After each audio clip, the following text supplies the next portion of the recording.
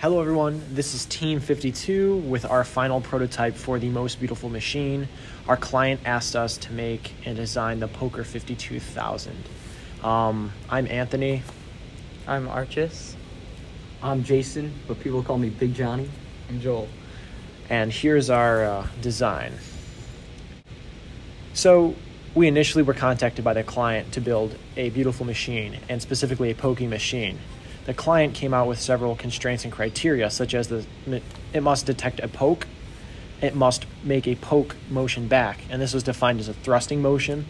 It must reset after every poke after a specified amount of time, and that it could not be larger than 1 foot by 1 foot by 1 foot. Additionally, they came up with several specifications and needs, such as it's fun, safe, interactive, visually appealing, and exciting. So some of the questions we asked to the client when we went over there was, what exactly is a thrusting motion? They specified that it is a horizontal motion and clearly stated it wasn't going up or down. They wanted a less than 1 cubic foot in size, and for the hardness of the poke, they said it didn't matter as long as it was safe. And when we went over to their table with the prototypes, they approved of all of them.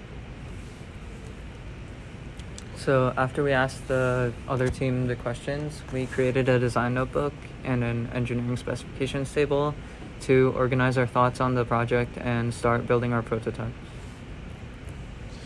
So more on the engineering specifications chart, we determined 3 main customer needs, such as the thrusting motion, its size, and the fact that the machine was able to reset. And we developed these into technical needs and technical requirements as seen on the screen.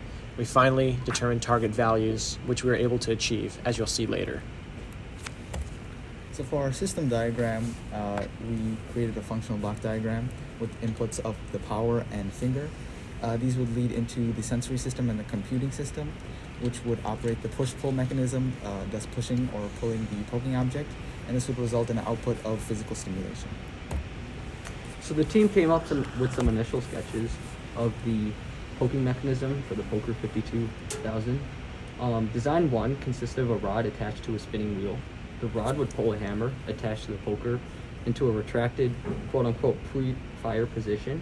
When a poke, in this case a button push, was detected, the wheel would spin, causing the rod to release the hammer, firing the poker into its poke position. The wheel would then make another rotation to reset the hammer into its pre-fire position. Design 2 utilized 2 columns of wheels which pushed the poker into its poke position and pulled the poker back into a retracted position. Some other designs we came up with were a pusher-cam hybrid and a train-like poker. And so this next slide just showed initial implementations of design, which were basically just prototypes of design 1 and 2. And so for our final design, we chose design 2 because it was the simplest to implement and it was the most reliable. Code for the mechanism could consistently extend and contract the poker to a set position, and additionally, design 2 facilitated a robust overall construction around the mechanism. So for the code logic, we implemented a looping structure based on the input of the touch sensor. If the touch sensor was pressed down, the motors would move outward, thus pushing out the poking object. If it wasn't pressed, it would move back to its original position and retract the poking object. The code made it so that the machine functions very reliably. The poking object is either always pushed out or always retracted, and there's no errors of getting stuck in between. For the flow chart, we have starting with setting the touch sensors and the motor positions, and then we go into the loop where it creates a position based on whether the touch sensor is pressed or not. After creating the code and the prototype, we tested the product for all the technical needs and requirements that we needed, and as you can see on the right, we met all of the required needs. And so finally, we were able to get some actual real first-hand customer feedback.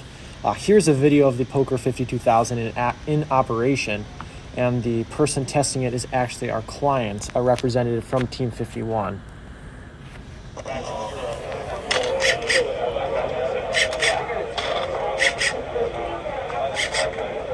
Nice. So as you could hear, we did get some positive feedback, which was great to hear. So we hope that the Poker 52000 will suit all of your needs and that you go forth with this as your final design. We appreciate your time listening, and thank you.